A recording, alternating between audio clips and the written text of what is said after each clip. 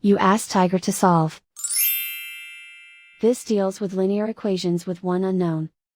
The final result is x equals -6. Let's solve it step by step. Simplify the expression. Expand the parentheses.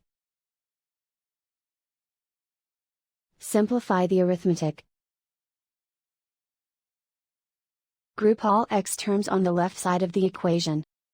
Subtract 5x from both sides. Group like terms.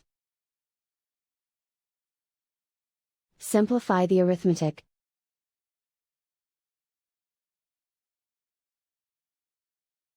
Group all constants on the right side of the equation. Add 12 to both sides. Simplify the arithmetic.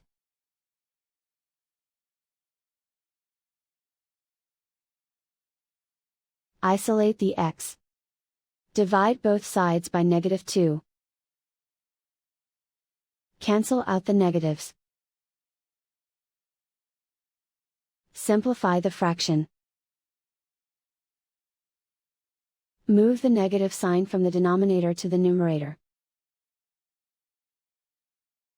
Find the greatest common factor of the numerator and denominator. Factor out and cancel the greatest common factor. And so the final result is x equals -6.